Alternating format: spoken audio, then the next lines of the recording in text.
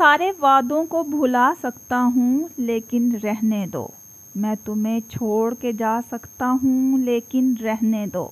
तुम जो हर मोड़ पे कह देते हो खुदा हाफिज़, फैसला मैं भी सुना सकता हूँ लेकिन रहने दो। तुमने जो बात की दिल को दुखाने वाली, उस पर मैं मुस्कुरा भी सकता हूँ लेकिन रहने दो। शर्म आएगी तुम्हें वरना तुम्हारे वादे, मैं तुम्हें याद दिला सकता हूँ लेकिन रहने दो। Welcome to Razia Sultana YouTube channel. आप सुन रहे हैं रज़िया सुल्ताना की आवाज़ में निम्रा अहमद का लिखा हुआ खूबसूरत नावल माला।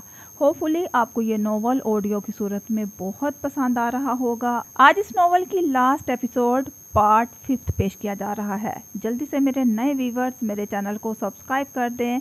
नावल अच्छा लग रहा हो, तहरीर अच्छी लग रही हो या मज़ीद आप कोई अच्छी सी तहरीर सुनना चाहते हैं तो कमेंट बॉक्स में अपनी राय का इजहार ज़रूर करें। मेरे चैनल को लाइक और सब्सक्राइब ज़रूर कर दिया करें ताकि मेरे चैनल की हौसला अफजाई होती रहे और मैं आपके लिए अच्छी अच्छी तहरीरें ऑडियो की सूरत में पेश करती रहूं। तो चलें स्टार्ट करते हैं। माला episode 21 part 5 audio bye Razia Sultana. वापसी का सफ़र इतना तवील नहीं था जितना सुबह आते हुए लगा था। सरमा का दिन छोटा और जल्द दम तोड़ देने वाला था। रोशनी कम हो रही थी और उनकी कार खामोशी से सड़क पर दौड़ रही थी। जब बाहर देखती माला को एहसास हुआ कि माहिर ने रफ्तार सुस्त कर दी है। उसने चौंक के माहिर को देखा। वो सड़क किनारे एक जगह पार्किंग तलाश कर रहा था। माला कुछ पूछने लगी, फिर होंठ वापस सी लिए। वो जानती थी कि वो कार क्यों रोक रहा था। वो गुफ्तगू भी मुकम्मल नहीं हुई थी और माहिर फरीद अधूरी चीज़ों को मुकम्मल करना सीख रहा था। ये ढलान के ऊपर का एक मुकाम था। सड़क किनारे एक घना दरख्त था जिसके नीचे चंद पत्थर रखे थे। वहाँ खड़े हो तो चंद कदम दूर से खाई शुरू होती थी। नीचे पानी बह रहा था और दाएं जानिब कई मील के फासले पर छोटी छोटी डब्बियों की सूरत अगवा के घर दिखाई देते थे जिनको अब वो पीछे छोड़ आए थे। वो चुपचाप दरख्त तले जा खड़ा हुआ था। चंद लम्हे वो कार में बैठी रही, लेकिन वो जानती थी कि वो उसके जवाब का मुंतज़िर था।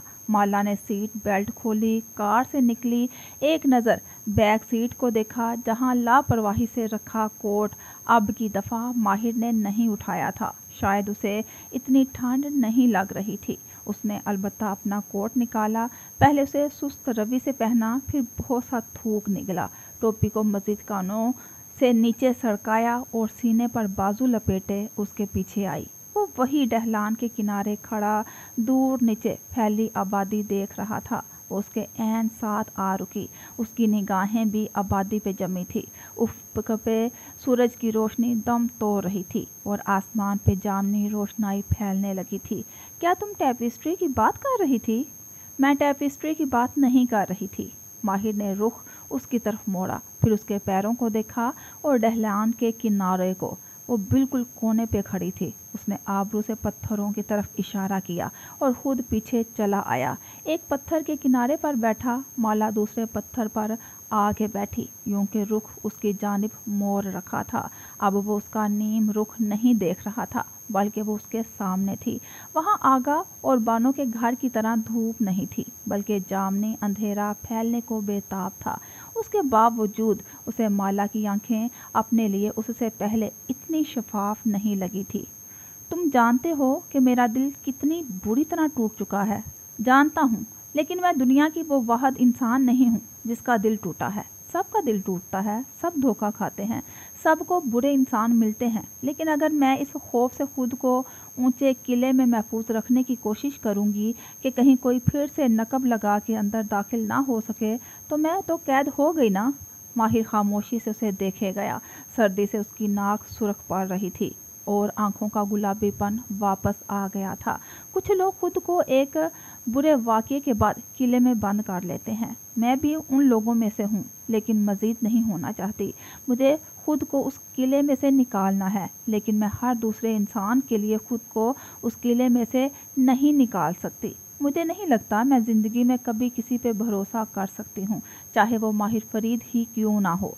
लेकिन अगर किसी एक इंसान पे मैं दोबारा भरोसा करने की कोशिश कर सकती हूँ तो वो तुम हो। मुझे ये भी मालूम है कि ऐसा कभी नहीं होगा کہ تم میرا دل نہیں دکھاؤ گے، کیونکہ سب انسان ایک دوسرے کا دل دکھاتے ہیں۔ اور ماہر نے کچھ کہنے کے لیے ہونٹ کھولے، لیکن مالا نے ہاتھ اٹھا کے اسے خاموش کرا دیا۔ اور ایسا بھی کبھی نہیں ہوگا کہ تم اور میں تلخ نہیں ہوں گے۔ اگر ہم ایک خیمہ ایک ساتھ لگاتے ہیں تو آندھی بھی آئے گی، طوفان بھی ہوگا، اور کبھی نہ کبھی اس خیمے کو کوئی جلتا ہوا انگارہ چھو کے آگ میں لگانے کی کوشش بھی کرے گا۔ ہر انسان دوسرے کا دل کبھی نہ کبھی دکھا دیتا ہے، تلخ باتیں بول دیتا ہے۔ ایک وقت آتا ہے جب ہم انسان ایک دوسرے سے بیزار بھی ہو جاتے ہیں۔ یہ بھی معلوم ہے کہ تم مجھ سے ہمیشہ سچ نہیں بولو گے، کیونکہ سارے مرد کہیں نہ کہیں جھوٹ ضرور بولتے ہیں۔ یہ بھی جانتی ہوں کہ تم جتنا بھی کہہ لو، تم ہمیشہ میری اور میرے بچے کی حفاظت نہیں کر سکتے، نہ ہی تم میری زندگی کے باقی پرابلم حل کر سکتے ہو۔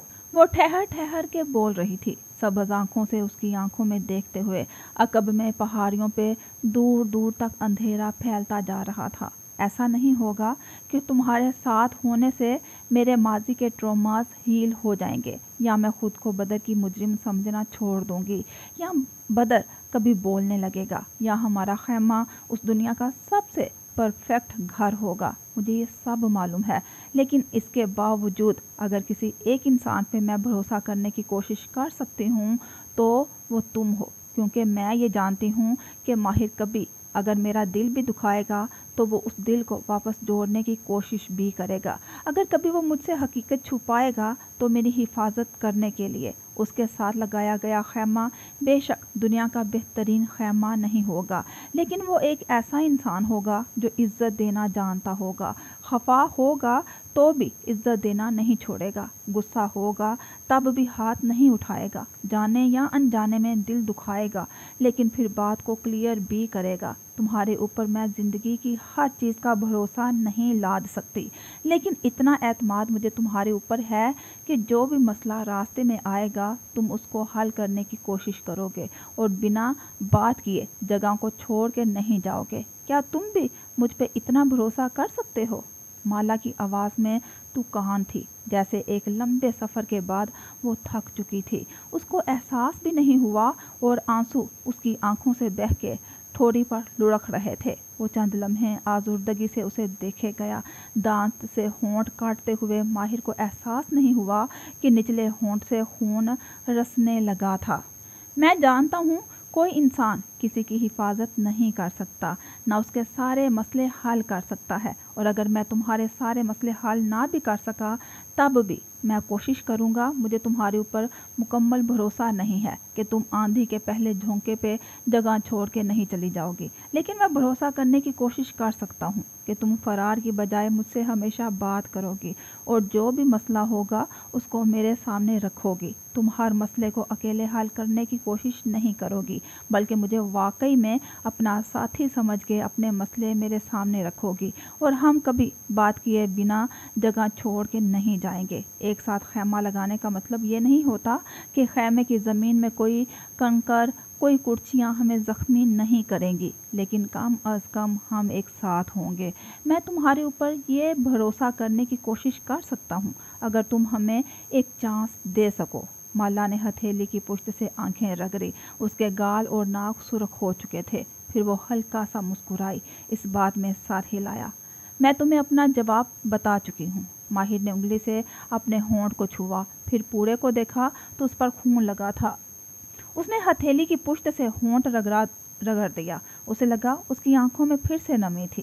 میں یہ نہیں کہہ رہا کہ ہم کل سے ہی ایک نئی زندگی شروع کر دیں، نہ ہی مجھے کسی بھی چیز کی جلدی ہے، لیکن میں یہ جانتا ہوں کہ ہم نے ایک بہت لمبا وقت ضائع کیا ہے اپنی انا میں، جگہ چھوڑ کے چلے جانے والی عادت میں، اور دوسری کی بات نہ سننے کی غلطی کرنے میں۔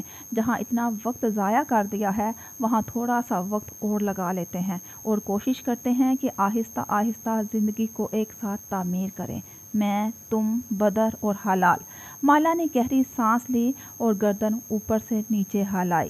میں، تم، بدر اور حلال۔ پھر اس نے کلائی پر بندھی گھڑی دیکھی اور ارد گرد پھیلتا جامنی اندھیرا۔ ہمیں بہت دیر ہو گئی ہے، یہ باتیں اب ہم شہر واپس جا کر بھی طے کر سکتے ہیں، لیکن بدر میرا انتظار کر رہا ہوگا۔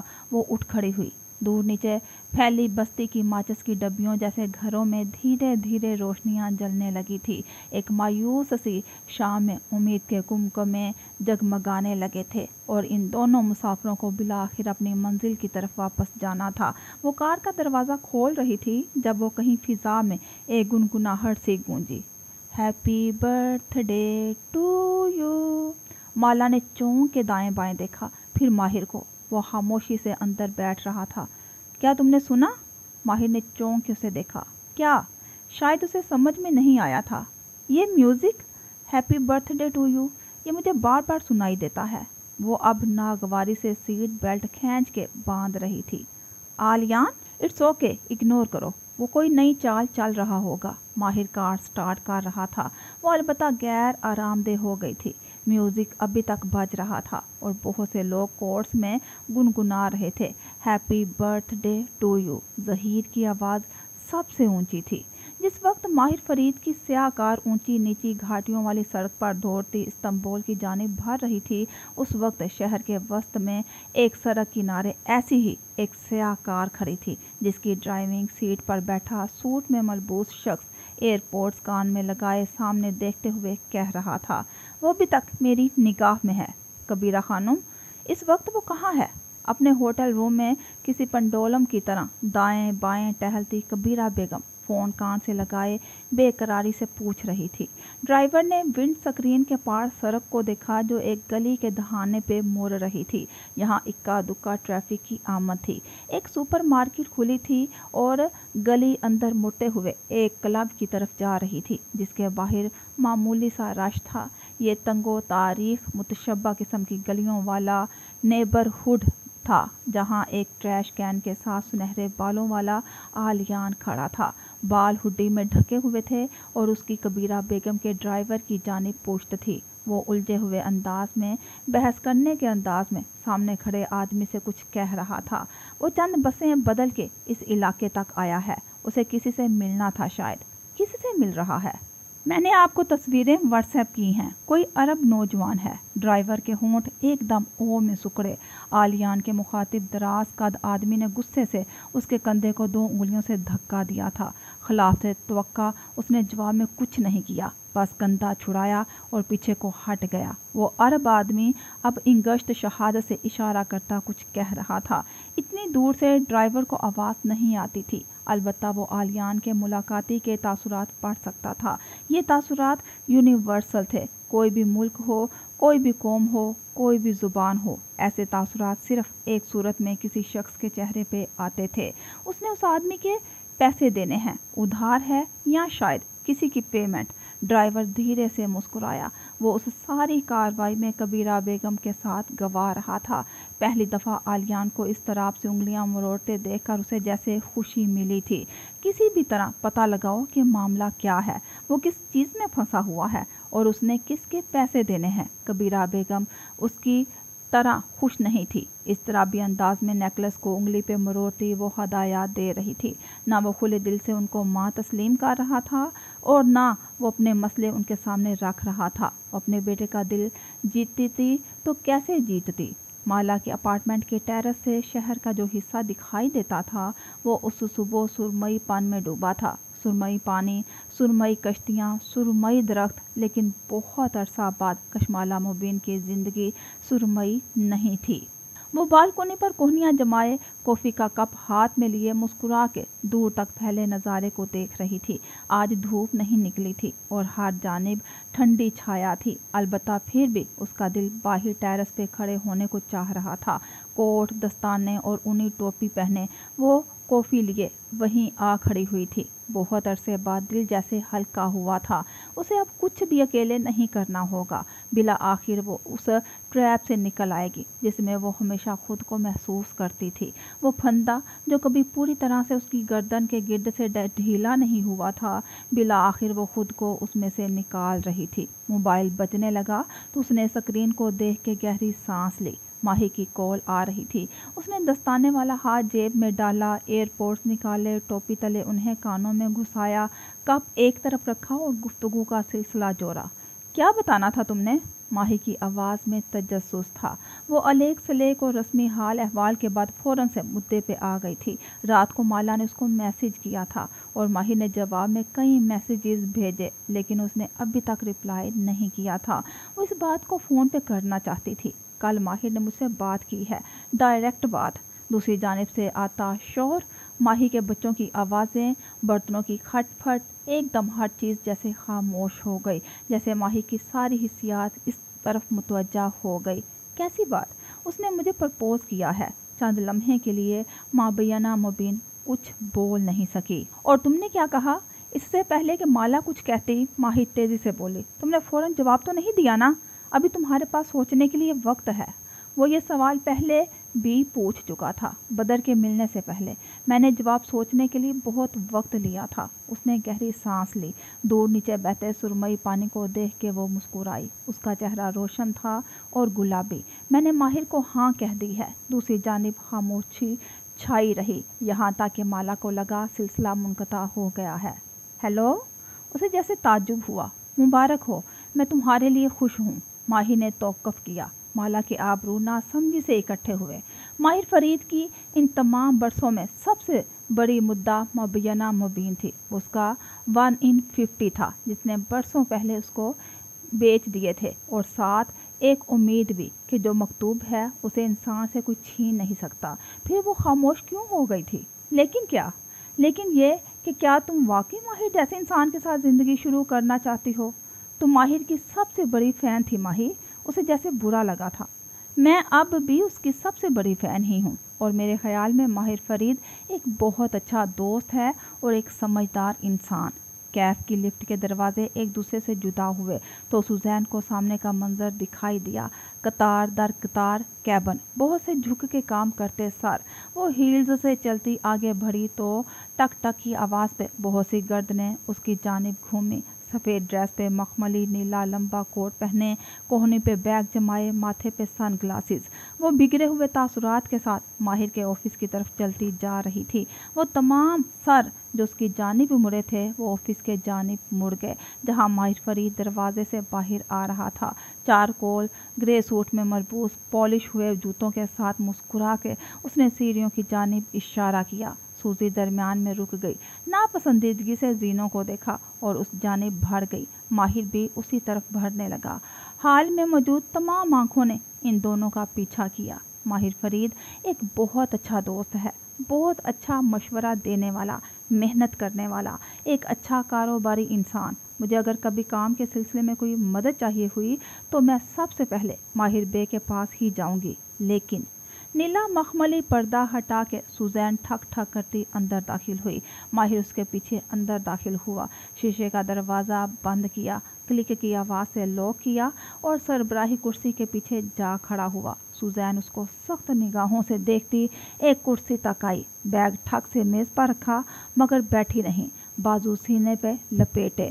بیئر بول کہاں ہے اور وہ مجھ سے بات کیوں نہیں کر رہا؟ لیکن ماہر نے زندگی میں کبھی کوئی ریلیشن شپ کامیابی سے چلایا نہیں ہے۔ اپنی کزن سے منگنی کی، وہ بھی کسی اور وجہ سے، جیسا کہ تم نے مجھے بتایا ہے، اور پھر اس کو بھی چھوڑ دیا۔ ریلیشن شپس کے معاملے میں اس کا ٹریک ریکارڈ کچھ اچھا نہیں ہے۔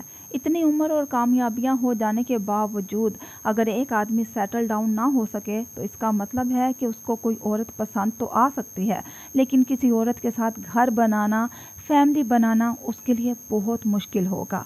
بیئربل تم سے بات نہیں کرنا چاہتا، سوٹ میں ملبوس آدمی کھڑا اسی اطمینان سے کہہ رہا تھا۔ آپ نے کچھ کیا ہے اس کے ساتھ؟ زبردستی اس کو مجھ سے دور کر دیا ہے؟ یقیناً اس کا فون بھی لے لیا ہے تاکہ وہ مجھ سے بات نہ کرے۔ وہ فنکاری تھی۔ بیٹھو سوزی، بیٹھ کے بات کرتے ہیں۔ تم سے یہ بات کھڑے ہو کے نہیں سنی جائے گی۔ شادی کے لیے انسان کا بہت اچھا ہونا، بہت خوبصورت یا دولت مند ہونا ضروری نہیں ہے، لیکن اس کے اندر ایموشنل انٹیلیجنس کا ہونا ضروری ہے۔ اپنے رشتوں کو نبھانا آنا چاہیے۔ وہ پہلے ہی مشکل پہ چھوڑ کے نہ چلا جائے، اور ماہر نے آج تک کسی عورت کے ساتھ ریلیشن شپ کو زیادہ دیر نہیں چلایا، کم از کم ہم نے نہیں سنا، اور ہم یہ بھی جانتے ہیں کہ وہ بھلے بہت اچھا انسان ہو لیکن وہ ایک کلاسک مینیپیولیٹر ہے۔ وہ کبھی بھی پورا سچ نہیں بولتا، ہمیشہ چیزوں کو دائیں بھائیں گھماتا رہتا ہے۔ بیئر بول تم سے اس لیے نہیں ملنا چاہتا क्योंकि इसे तुम्हारे और बुराक के बारे में सब मालूम हो गया है। सूजी के चेहरे पे कोई तासुर ना उभरा, वो सर्द रहा, अलबत्ता गर्दन में गिल्टी सी उभर के मासूम हुई। मेरे और बुराक के बारे में क्या? मेज़ पे रखी उसकी मुट्ठी भींच गई, अलबत्ता गर्दन कड़ा के बोली थी, सब कुछ, तुम्हारे व्हाट्सएप चैट भी। और माहिर ने मेज़ पे रखा जर्द लफाफा चाक किया और उसके सामने रखा। सूजी ने लफाफे को ज़रा सा खोला, अंदर A4 साइज़ के प्रिंट आउट्स थे, तस्वीरें। मेरे प्राइवेट इन्वेस्टिगेटर ने ये फ़ोटोग्राफ लिए थे, तुम्हारे और बुराक के। सूजी ने नेल पॉलिश लगी उंगलियों से फ़ोटोग्राफ निकाले, सरसरी सा उनको देखा और एक तरफ डाल दिया। ये फ़ोटोग्राफ मेरे और बुराक के डिनर के हैं। उस डिनर में मैं और लोग भी थे, लेकिन शायद आपके फ़ोटोग्राफ़र ने जानबूझ के सिर्फ हमारी ही तस्वीर ली हैं। इससे क्या साबित होता है? आप बियरबॉल को ये दिखा भी दें तो उससे वो मुझे बेवफा नहीं समझेगा। साथ ही वो इस्तेहज़ाइया अंदाज में हंसी। तुम्हें ऐसा मर्द चाहिए माला, जो ज़िंदगी की धूप में तुम्हारे लिए साया बन सके, ना कि तुम्हें अपना साया बनाए। क्या तुम वाकई श्योर हो कि तुम माहिर जैसे पेचीदा इंसान के साथ ज़िंदगी शुरू करना चाहती हो? मैं हर फैसले में तुम्हारा साथ दूंगी, लेकिन माहिर के साथ बहुत से मसले जुड़े हैं और अगर तुम उसकी ज़िंदगी में दाखिल होती हो तो वो तमाम मसले तुम्हारी ज़िंदगी का भी हिस्सा बन जाएंगे। कॉन्फ्रेंस रूम में बैठा माहिर फरीद उसी अंदाज में मुस्कुराया। मैंने ये तस्वीर बियरबल को दिखाने के लिए नहीं बनवाई। बियरबल पहले ही तुम्हारी हकीकत जान चुका है, इसलिए वो तुमसे मिलना नहीं चाहता और उसकी तरफ से हमने डिवोर्स पेपर फाइल कर दिए हैं, क्योंकि तुमने प्रीनिप्चुअल एग्रीमेंट साइन किया था, इसलिए तलाक बहुत आसान हो गई। सूजी के चेहरे पे बहुत से रंग उभरे, गुस्से से मुट्ठी भींच गई। मैंने कहा ना, इन तस्वीर से आप कुछ साबित नहीं कर सकते, ना अदालत में ना बियरबल के सामने। ये तस्वीर ना मैंने अदालत के लिए ली हैं ना बियरबल के लिए। सूजी एकदम बिल्कुल ठहर के उसको देखने लगी। उसकी टोन में कुछ ऐसा था जो मुख्तलिफ था। मसले तो सबके साथ जुड़े हैं माही, कोई भी इंसान इमोशनल इंटेलिजेंस में परफेक्ट नहीं होता। मैं एक यूनिक इंसान हूँ, माहिर यूनिक इंसान है। हम दूसरों को अपने रवैये से खुद सिखाते हैं हमसे मोहब्बत कैसे की जानी चाहिए, हमें क्या बात करनी है और क्या बात हमें नहीं पसंद।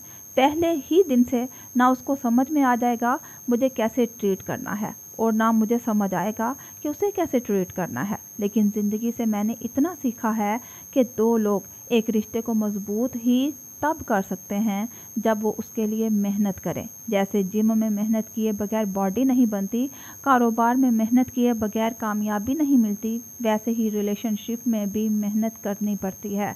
सवाल ये है कि क्या तुम माहिर फरीद के लिए वो मेहनत करने को तैयार हो? हाँ, मैंने खुद को तैयार कर लिया है, क्योंकि हम दोनों ज़िंदगी में जब भी एक दूसरे को खोते हैं, हम हमेशा एक दूसरे की तरफ वापसी का रास्ता ढूंढ लेते हैं। मैंने ये तस्वीर ना अदालत के लिए ली हैं ना बियरबल को दिखाने के लिए। वो सिगार उठा के होंठों में दबा रहा था, फिर रुक के पूछा, डू यू माइंड? सूजी ने नाक से मक्खी के अंदाज में हाथ झलाया। माहिर ने लाइटर से सिगार सुलगाया, एक सांस अंदर खींची, सिगार बाहर निकाला, चेहरा एक तरफ मोड़ के धुआं होंठों से खारिज किया, फिर उसी अंदाज में बात जारी रखी। अदालत में तो कुछ खास नहीं होना, एक ही पेशी होगी, तुम आओगी, साइन करोगी और वापस चली जाओगी। अदालत में मुझे कुछ साबित करने की ज़रूरत नहीं है।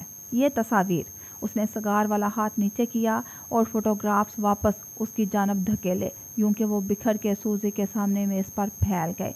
ये फोटोग्राफ्स मैंने इवनिंग टेबलॉइड के लिए बनवाए हैं। सूजी ने चौंक के उसे देखा। एक लम्हे के लिए उसका सांस रुक गया। बियरबल तुम्हारे साथ अब नहीं रहेगा, मैं अपने भाई को जानता हूँ, लेकिन इन फोटोग्राफ्स के रिलीज़ होने के बाद शहर के सारे टेबलॉइड्स तुम्हारी बात करेंगे। तुम अगले एक हफ्ते के लिए इन चीप अखबारों की सबसे बड़ी खबर होगी। और उसके बाद क्या होगा सूजी? सुजैन ने थूक निगला, उसकी रंगत बदली थी। बियरबल तुम्हारी ज़िंदगी का कभी फुल टर्म प्लान नहीं था, वो एक तो थोड़े अरसे का प्लान था। मैं और तुम यहाँ अकेले हैं, कोई फ़िल्टर नहीं लगा हुआ दरमियान में। हम दोनों जानते हैं कि तुमने कुछ अरसे के बाद बियरबॉल की बहुत सी दौलत को अपने नाम करके उसको छोड़ ही देना था और किसी दूसरे मर्द की तरफ मूव कर जाना था। लेकिन अगर मैं इस तलाक की असल वजह अखबारात में दे दूँ तो क्या होगा? क्या तुम किसी दूसरे अमीर आदमी की तरफ मूव ऑन कर सकोगी? मसले सिर्फ उसके साथ नहीं जुड़े माही, मसले मेरे साथ भी जुड़े हैं। मेरा एक एक्स हस्बैंड है जो एक साइकोपैथ और सीरियल किलर है, और इस वक्त दुनिया में उसका सबसे बड़ा दुश्मन माहिर फरीद है, और मेरा वो एक्स हस्बैंड मेरी ज़िंदगी से कभी निकल नहीं सकता क्योंकि वो मेरे बच्चे का बाप है। सो अगर कोई इंसान मेरे साथ ताल्लुक़ जोड़ने पे ख़तरे में है तो वो माहिर है। उसके बावजूद वो इस रिलेशनशिप को एक चांस बल्कि कई चांसेस देने पे तैयार है। कॉन्फ्रेंस रूम में सिगार की महक संदल वुड की मोमबत्ती के साथ मिल गई थी। माहिर ने सुलगते सिगार को होंठों से नीचे किया और उसी अंदाज में बात को जारी रखा। तुम्हारे पास एक चांस है। बीरबल को तुम पहले ही खो चुकी हो। जो दौलत तुमने ले ली वो तुम्हारी हुई। हम उसके ऊपर कोई दावा नहीं करेंगे। तुम इस पैसे से एक सोशलाइट के तौर पे एक टॉक्सिक डाइवोर्सी बन के एक अच्छी ज़िंदगी गुजार सकती हो। तुम हर महफिल में जाके हमदर्दी वाला कार्ड खेल सकती हो और लोगों को बता सकती हो कि तुम्हारे ऊपर एक नार्सिसिस्ट आदमी ने कितने जुल्म किए और कैसे तुमने एक टॉक्सिक रिश्ते से खुद को आज़ाद किया। बहुत से मर्द इस कहानी से इम्प्रेस हो जाते हैं। यूँ तुम्हें बहुत जल्द एक और अमीरज़ादा मिल जाएगा, लेकिन अगर तुम इस तलाक को मैसी बनाओगी तो मेरे वकला की टीम तुम्हारे मुकाबले में खड़ी हो जाएगी। हम ना सिर्फ तुम्हारी ज़बरदस्ती अपने नाम कराई हुई हर प्रॉपर्टी को चैलेंज करेंगे, बल्कि ये तस्वीर भी आम कर देंगे। और बुरा की फैमिली को तुम जानती हो, वो लोग इस बदनामी को अफोर्ड नहीं कर सकते। अगर तुम गैर शादीशुदा होती तो अलग बात थी, लेकिन इस माशरे में शादीशुदा औरत का ऐसा करना बहुत बुरा समझा जाता है। फैसला तुम्हारा है। मुझे और बीरबल को दोनों ऑप्शंस में किसी से भी कोई फ़र्क नहीं पड़ता। उसने दूसरे हाथ की उंगलियों से एक कागज़ सामने धकेला। सुजैन चंद लम्हे उस कागज़ को देखे गई, फिर हाथ बढ़ाया। माहिर ने पेन उसकी जाने बढ़ाया, लेकिन उसने नफ़ी में सर हिलाया। दोबारा हाथ बढ़ाया। उसने सिगार उसके हाथ में दे दिया।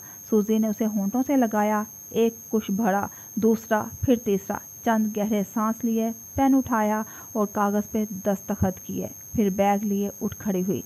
सिगार ऊंचा करके दिखाया। Do you mind? No problem. वो जबरन मुस्कुराया। जहाँ वो इतना कुछ रख चुकी थी वहाँ ये सिगार भी उसका हुआ। सो भले वो क्लासिक मैनिपुलेटर हो या आधा सच बोलने वाला इंसान, या उसको रिश्ते निभाने ना आते हों, या मुझे रिश्ते कामयाब करने ना आते हों, हमने फैसला किया है कि हम इस चीज़ को चांस ज़रूर देंगे। अगवा के दिन के बाद इन दोनों के दरमियान इस बारे में कोई बात नहीं हुई थी, ना ही मुलाकात हुई थी। वो शय जो अरसे से माहिर फरीद के अंदर उसे बेचैन कर रही थी, वो गैर यकीनी की सी सूरत हाल, वो एकदम शांत हो गई थी। तहफ़्फ़ुज़ का एहसास कि वो कहीं नहीं जा रही, वो यही है और वो भी यही रहेगा। और जैसा कि हलाल हमेशा कहती थी कि बदर और वो एक साथ बड़े होंगे, और आज हलाल ने कहा था कि वो पम्पकिन पाई बनाएगी और वो लोग माला और बदर के साथ डिनर करेंगे। सो इस वक्त वो दीवार के पार माला के अपार्टमेंट में थे।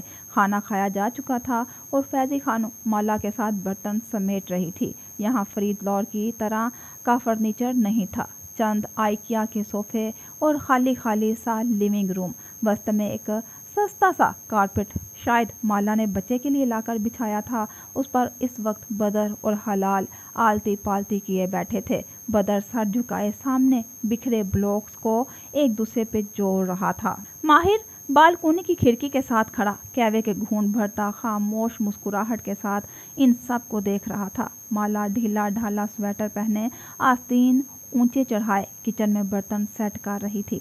गाहे बगाहे वो एक निगाह माहिर पे डाल लेती और मुस्कुरा देती। उसकी एक मुस्कुराहट हर चीज़ को जैसे शांत कर देती थी।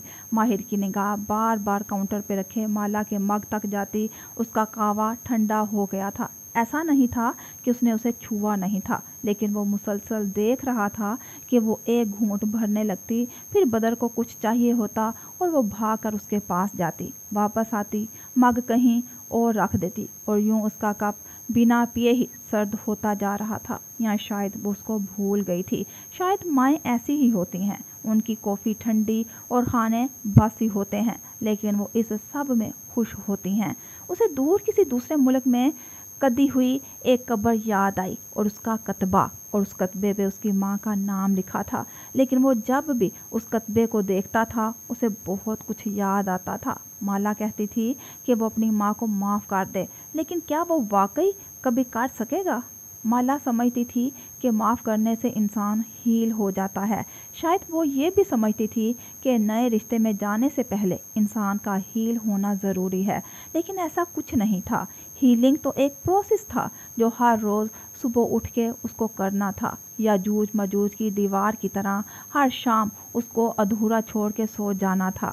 ہر نیا دن اپنے ساتھ ایک دفعہ پھر بہت سا ٹراما لاتا تھا۔ یہ ہر روز کی مشق تھی، اور بالآخر وہ اس کو مالا کے ساتھ کرنے جا رہا تھا۔ وہ اب حلال اور بدر کے ساتھ گھٹنوں کے بل اس سستے کارپٹ پہ بیٹھی تھی، مسکرا کے وہ کچھ کہہ رہی تھی۔ چھوٹے بالوں کی اونچی پونی بنائے اس کا سر دائیں بائیں ہلنے سے پونی بار بار جھولتی تھی۔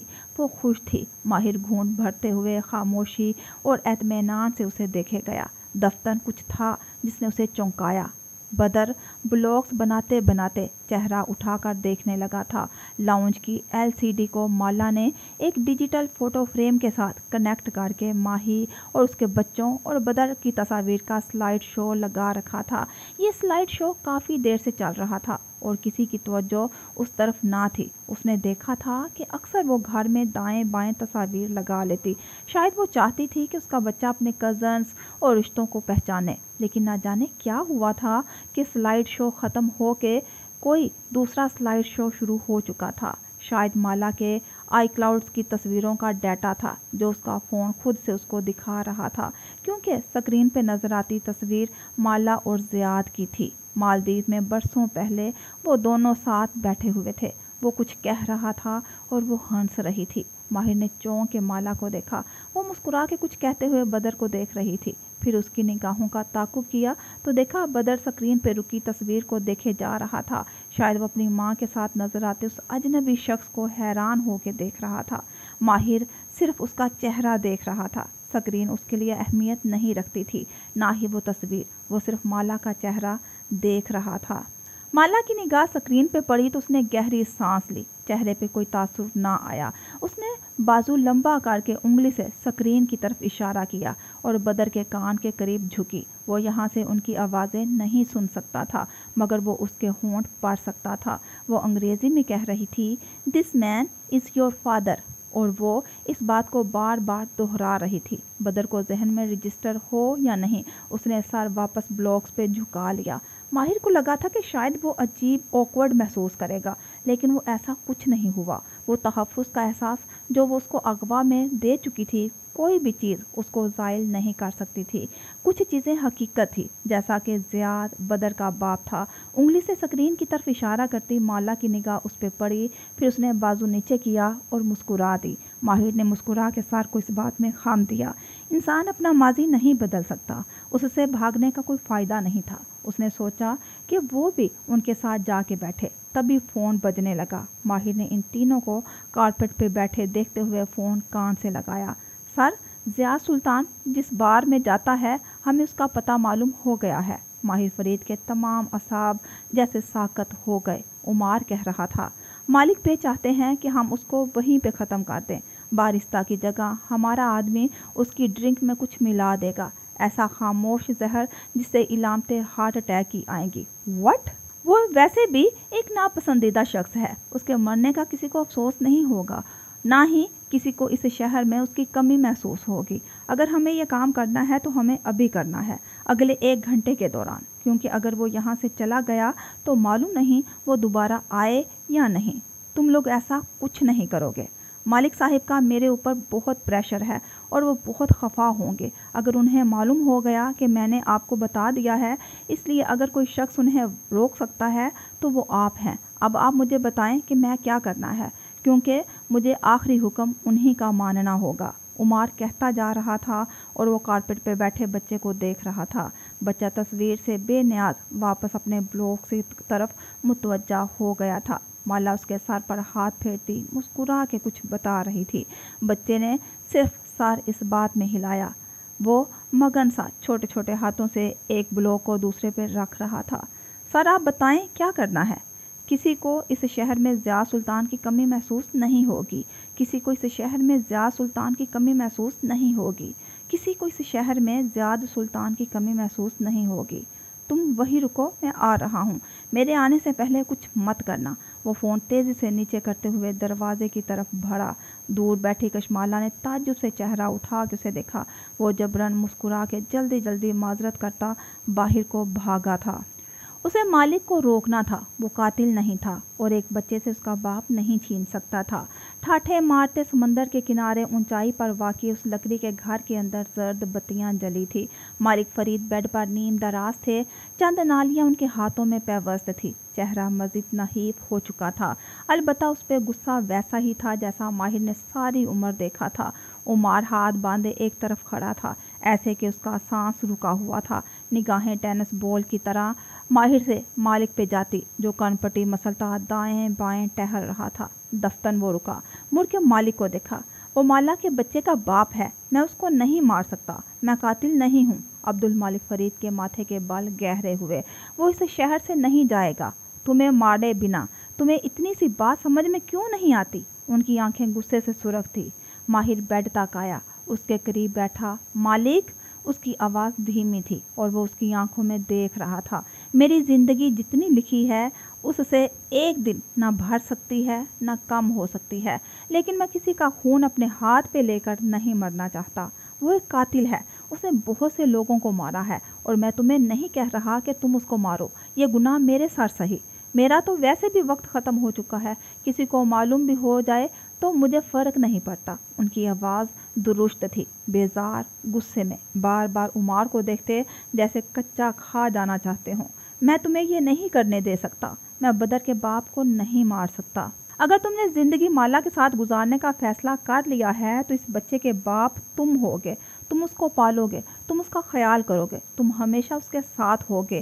وہ اس بچے کی زندگی میں صرف زہر گھولے گا، وہ خطرناک انسان ہے، وہ کبھی مالا اور بدر کو سکون سے نہیں رہنے دے گا۔ مالک کی غصے سے کانپتی آواز میں جیسے منت تھی۔ ماہر نے سر دائیں بائیں ہلایا۔ نہیں، میں اس بچے کی ساری زندگی حفاظت کروں گا، میں اس کا خیال کروں گا اور ہر وہ کام کروں گا جو کسی باپ کو کرنا چاہیے، لیکن مالک، وہ میرا بچہ نہیں ہے، اس کا باپ ضیاء سلطان ہی ہے اور کسی بچے سے اس کے باپ کو چھپایا نہیں جا سکتا۔ میں اس گلٹ کے ساتھ نہیں رہ سکوں گا، میں نے اس بچے کے باپ کو مارا ہے۔ ضیاء سلطان کسی ٹرک کے نیچے آ کر مر جائے مجھے پرواہ نہیں، لیکن میرے ہاتھ پہ یا تمہارے ہاتھ پہ اس کا پلیت خون نہیں لگے گا۔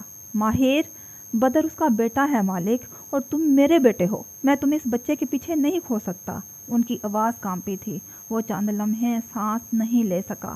عبد المالک فرید کی بوڑھی آنکھوں میں نمی تھی، خوف تھا، بے بسی تھی۔ یہ سب اس نے عرصے بعد وہاں دیکھا تھا۔